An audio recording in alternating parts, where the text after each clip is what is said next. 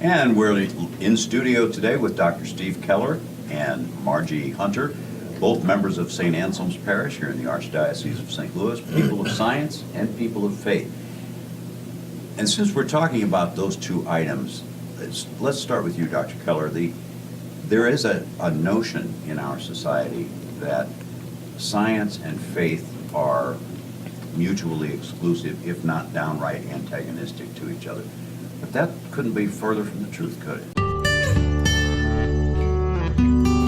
Not at all. I think that goes back to the Middle Ages, at the end of the Middle Ages, the Renaissance, and the Enlightenment, where people, intellectuals that wanted to be free, rejected God, whereas before then, all the great men of science were usually men of deep faith, whether it was Copernicus or Galileo or any of the great Jesuit astronomers. Faith and science were united. So there was a divorce sometime during the Enlightenment, and a lot of people that looked back and were casting stones at the faith as being limiting and superstitious, where people, maybe like Voltaire and Hume and Locke, these men were not scientists. Whereas you had men like Isaac Newton that were of deep faith, as many others were.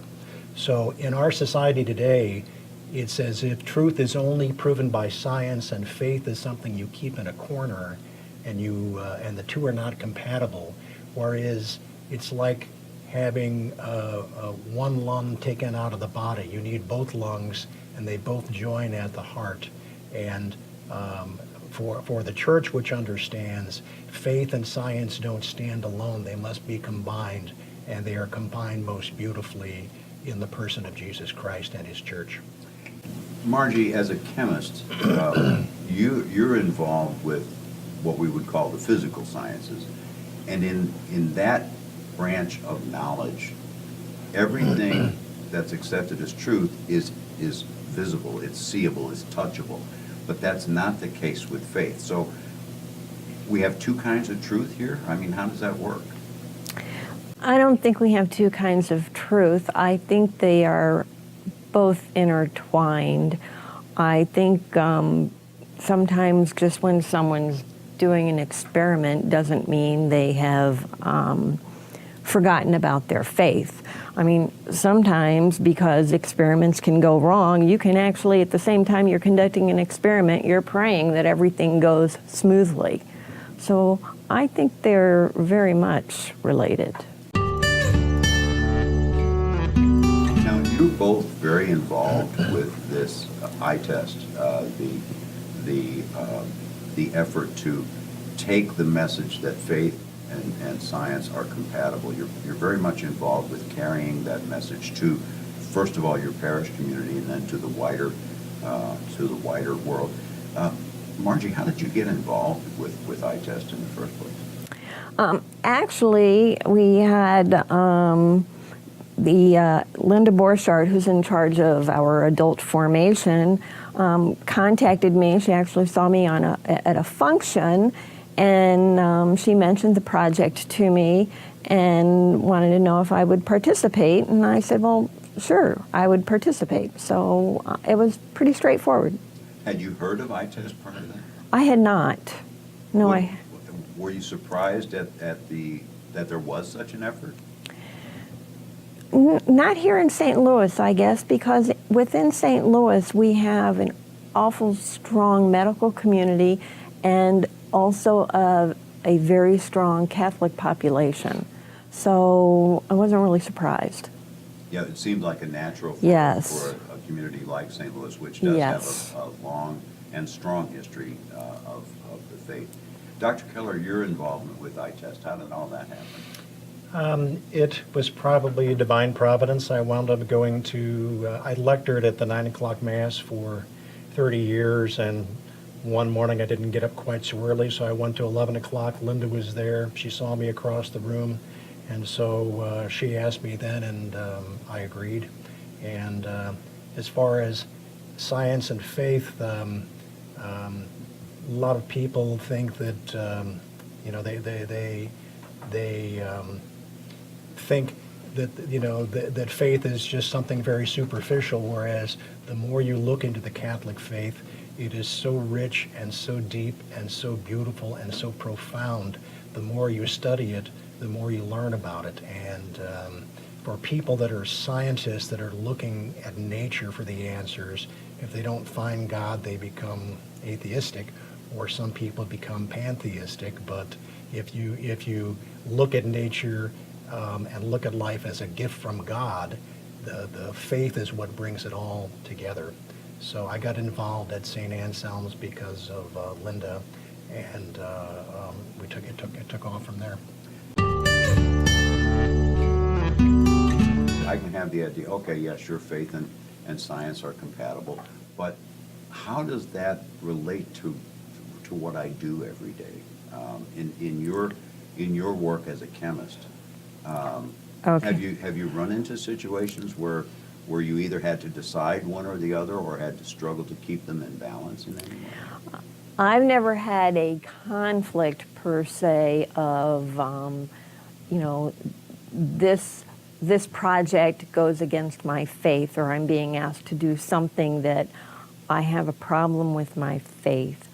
I think I saw it actually more the other way around when I was involved in an AIDS project in the 1980s, and at that time, even though the CDC had ruled, it's pretty straightforward, how HIV is passed along, there was still a big fear in the community. There were a lot of jokes being made about it.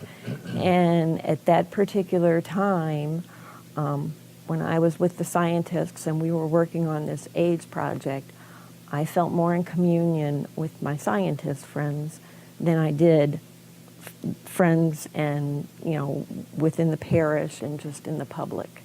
I just felt that, we were doing what was right scientifically, as opposed to the general public that was just showing a fear of AIDS.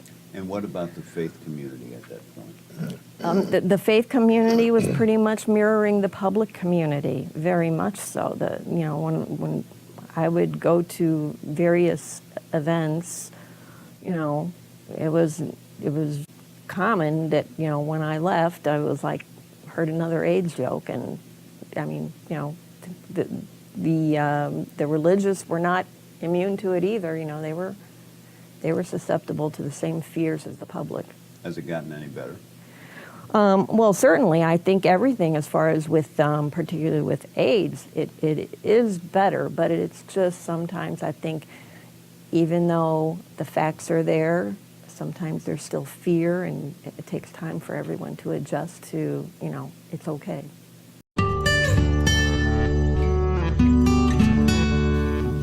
Have you had occasions where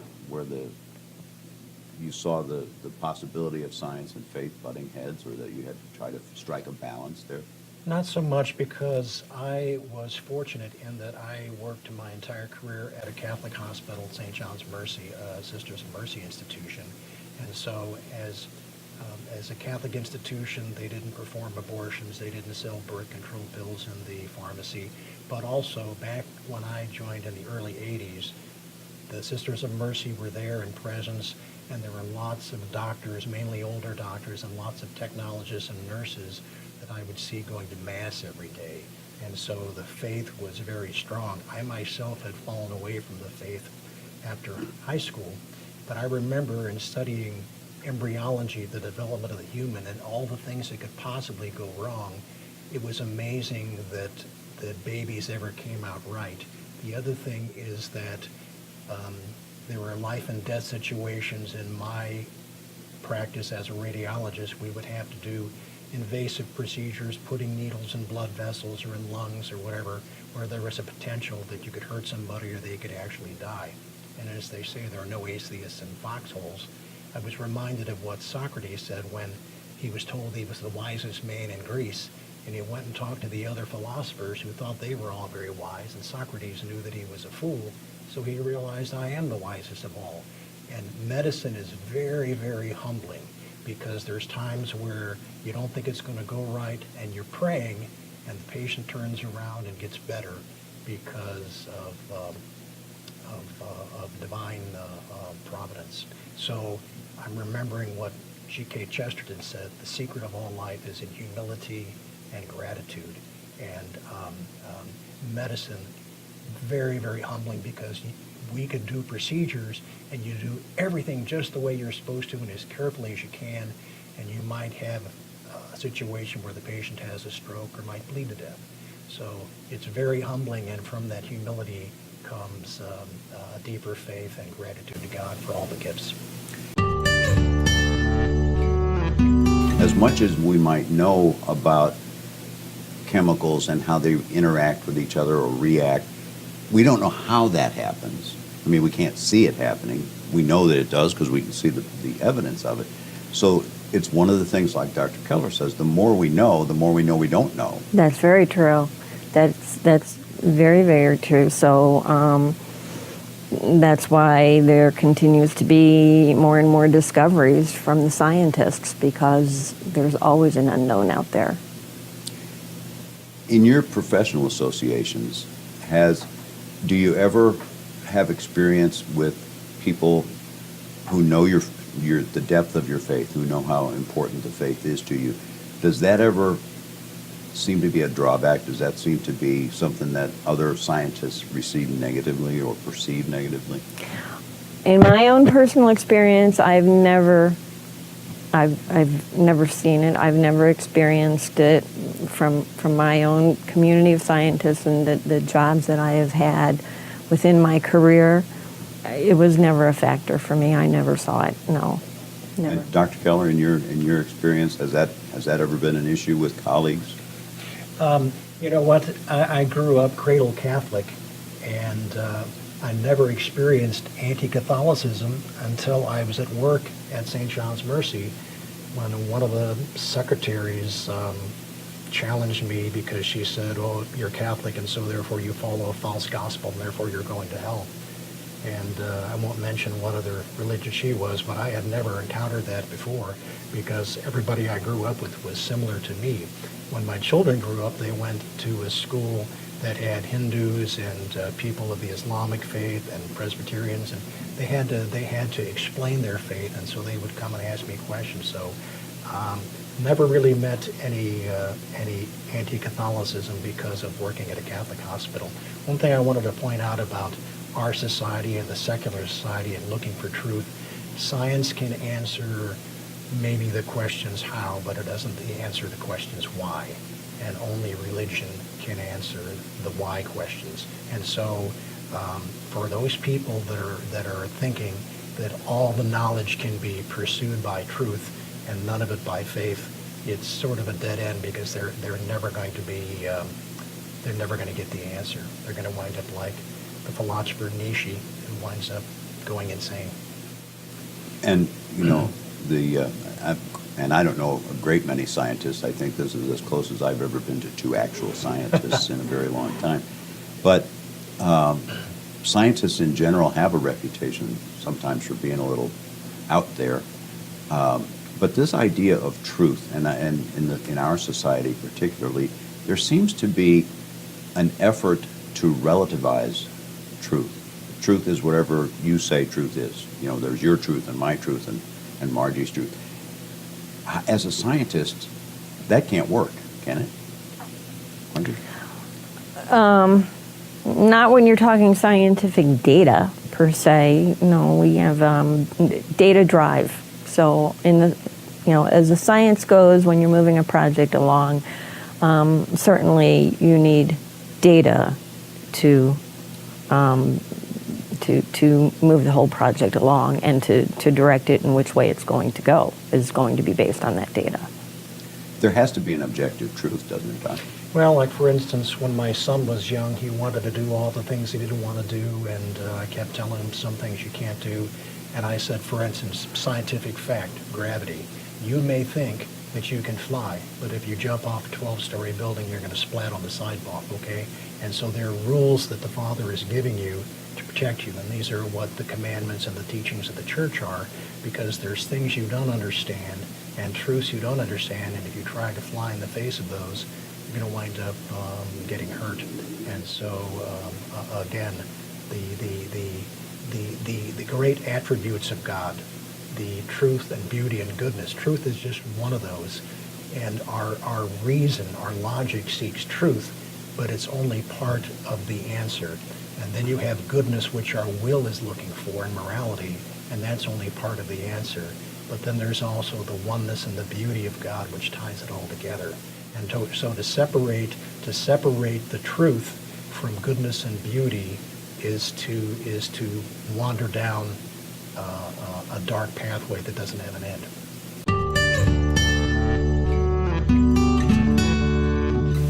What would you say to somebody who says to you, Margie, I understand where you're coming from on faith and science being compatible and mutually supportive, but how do I put that to work for me?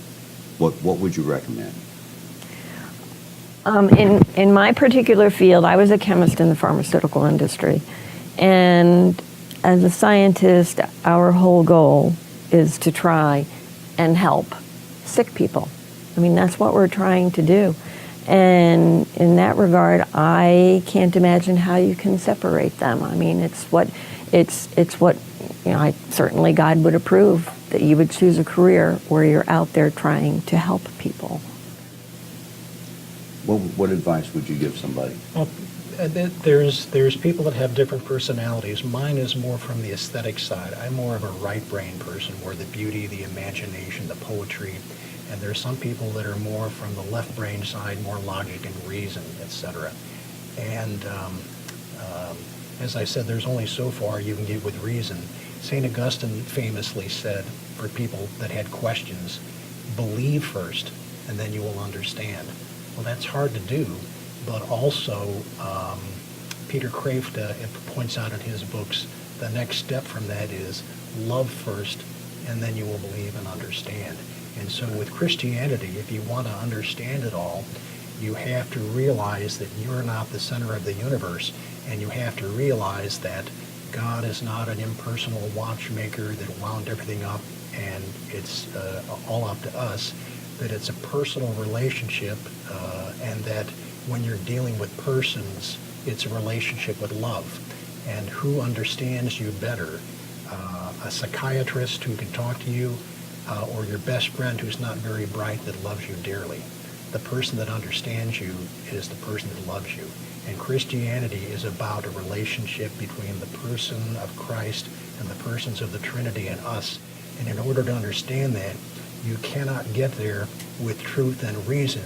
You have to believe and you have to love, and then you'll understand. So my answer would be pray, do good works, do things for the other children of God, realize that you are a son and daughter of God, that we are wounded by original sin, but we have the beauty of the church teachings and the sacraments, which are God's gift to us, that will give us the grace to perfect our nature.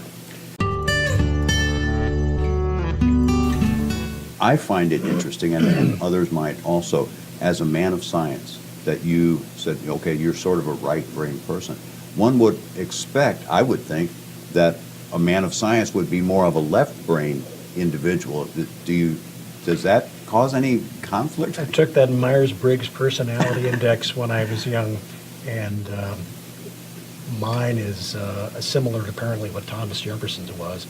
My background, my mother was Irish, and my background is more poetry and language, and not so much logic, etc.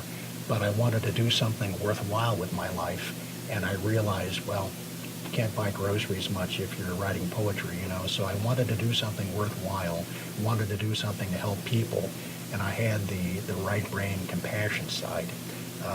I'm always quoting Chesterton, but Chesterton said that the left and the right lobes of the brain are separated by an abyss which only Christ can cover.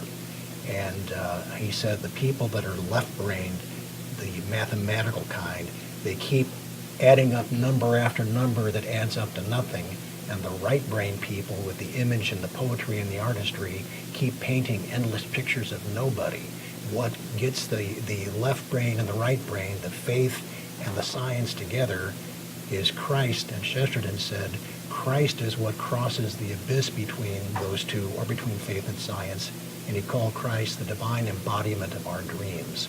And so in order to put together what I call the horizontal, the reason, the earth science, okay, and the vertical, the faith, the revelation, where those two meet is in beauty and in the person of Christ. And Margie, Dr. Keller mentioned earlier that, things like beauty and truth and goodness, these are all gifts from God, as are the sacraments and so on. But actually, both faith and science or reason are two of the greatest gifts that God has given us. And for people who think that they're incompatible, it just doesn't make sense that a loving father would give you two gifts that don't get along with each other. Does that make sense? No, that makes perfect sense, and I very much agree with you that we each have all our individual gifts from God, and it is up to us what to do with that gift and how to use that gift. And so if someone is strong in the sciences, that's a gift, and I think very much that God would want individuals to use the gifts that he has provided. But you can't ignore one gift in the use of another. No, you can't, but you wouldn't have that gift if it wasn't for God. You wouldn't, that's why they go hand in hand, because you wouldn't have it if God chose that, not to provide it to you. One of the great novels, Lew Wallace's novel, Ben-Hur, one of the lessons in there that the protagonist learned when he was a galley slave is that if you only row one side of the boat, you're going to wind up way off balance. And I think that's kind of what we're talking about here. We've the faith and science, those are two sides of the same boat, and that we're all in the same boat, and we have to row both sides. Otherwise, we're going to go around in circles, aren't we? I remember reading about St. Augustine in his Confessions, because he was a pig, and his mother, of course, was St. Monica, and he was eventually converted by St. Ambrose, but he started reading Plato and Aristotle, and he thought to himself, gosh, these ancient pagans were so smart. How did they get to be so smart, or how did they know all these truths? And so St. Augustine took everything from Plato that he could that fit Christianity and threw out what didn't fit. But the Greeks had this idea that the universe is orderly and it makes sense, and that we have a brain and we can understand. Then you have Judaism mixed in with that of God the Father. Then you take Christianity and mix that in. God gave you a brain, he gave you reason, he loves you, he wants you to know more about him. And so only in Western civilization was there the idea of progress and the idea of knowledge, because the more you learn, the more you can understand. And as far as scientists, even Einstein said earlier in the last century, the most amazing thing to him was that the universe was orderly and it was knowable, and it was harmonious.